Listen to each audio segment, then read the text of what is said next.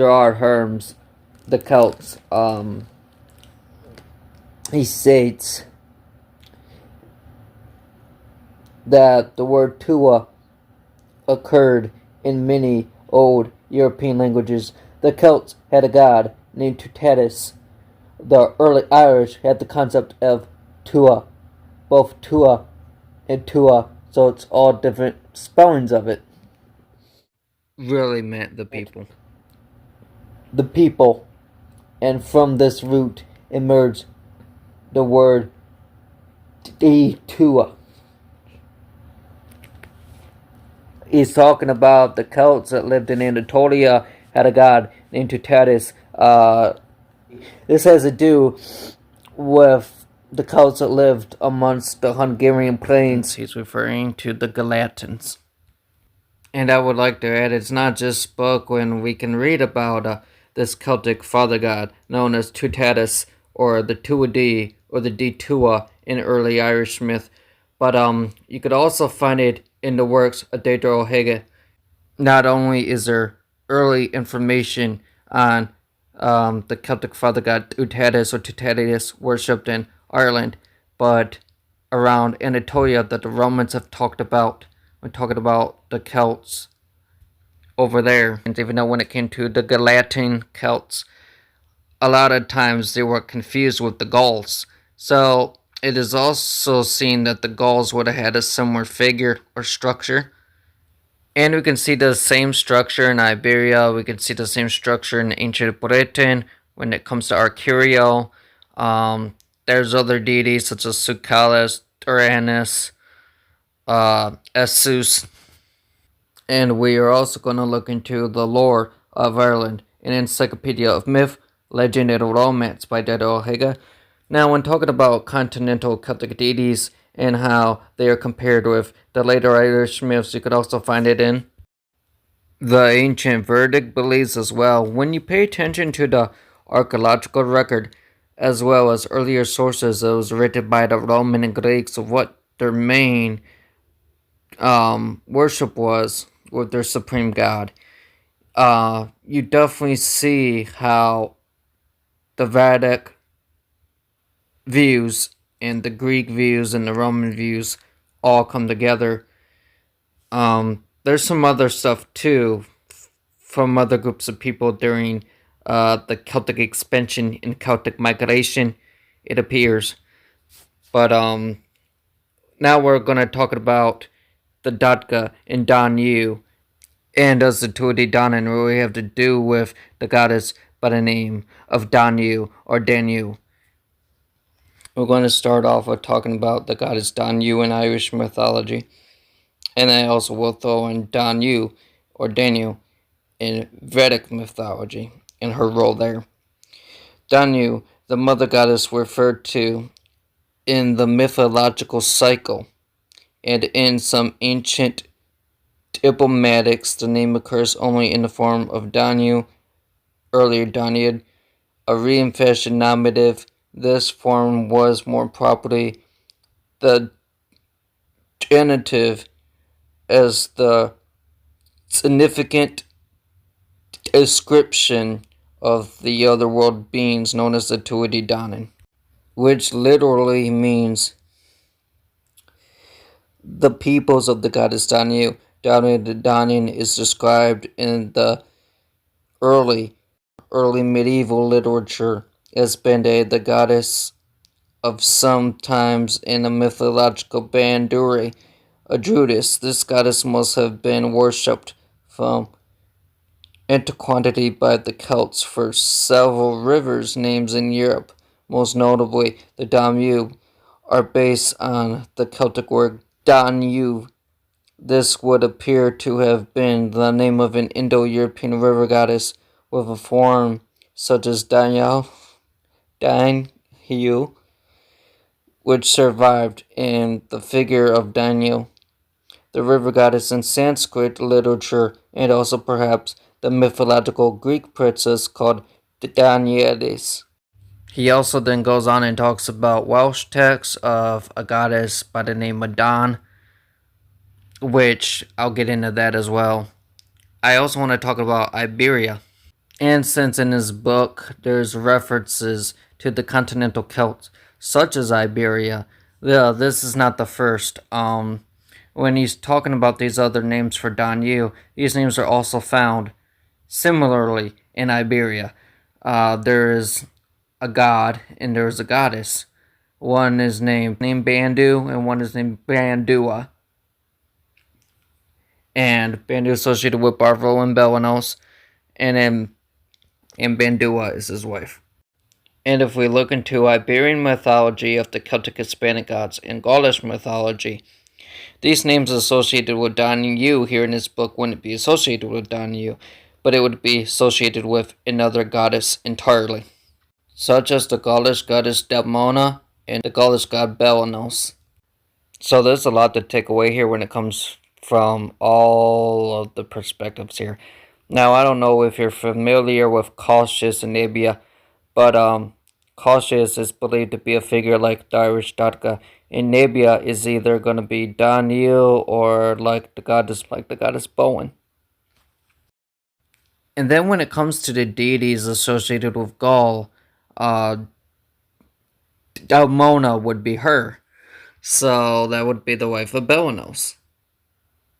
In Iberia, there's similar contexts where the spouses probably switched, which is most likely what inspired Irish mythology here, and or what helped archaeologists understand their own history with Celtic deities by taking the myths from elsewhere and applying it to their own research. It could also be said that it could just be a misconception that Nenebia could be either or separate deities as a whole. So she could be Danu, she could not be Danu, she could be the wife of Belanos, and we'll probably jump back into that later. Where right now this video is strictly about the Tuatha Danann and the Tuatha and what is what in ancient times. The name Danu was identified by the medieval Irish writers with Anu. This later alternately Anu seems to have been a pet name for mother, and when applied to Danu was officially connected with an old Irish word Anui, which meant wealth. Thus Anu is described as the goddess of whom the province of Munster owed its special prosperity. Two mountain tops near Kilnary, County Kerry, were called Da Cochan, which literally means the two paps of Anu. In the 9th century glossary states of Anu that good was the food which she gave. The status of the mother goddess is strongly suggested by the glossary, which declares that Anu was the mother of the Irish gods. A near enough equivalent is to the Welsh Don. And here we go, bringing up Don again into this story of Celtic myths, or later Celtic myths. And I wrote about it in my own book that I post on this YouTube channel that I'm still working on, that I found when it came to the Irish language and linguistics, the term Don in Irish language would not be supported by a name similar to that of Danu. And also in this book, DAITHI also talks about Tuatha as being the father god of the ancient Celts, and the connection to Irish myth as well, which I'll eventually will get into. Also in this book, he talks about Danu and her associated with Danann and how that they're one of the same. And the thing is, with Iberia and Gaul, they have a thing called the matras, which is 3 women. So you could see that they are not the same deities here. But that's also in this book. But I'm primarily focusing here on the concept of the Tuatha Danann and the Tuatha, or the Tuatha. Not only that, but in his book as well, 178, where the story of Don is brought up. How Don is associated with the Dagda and how the later myth about the ship crashing with the Spaniards and Danu becoming a sea god was actually based off of the Dagda. That is page 178 to 179, bringing up the different names of Don and Don's house, Tekduan, which always struck me as weird how there's a Welsh goddess named Don with the same name as Don for the Irish Dagda. And not only is it in language, but it's also in myth that she would have been a he. And now we're going to mark the attention to page 478.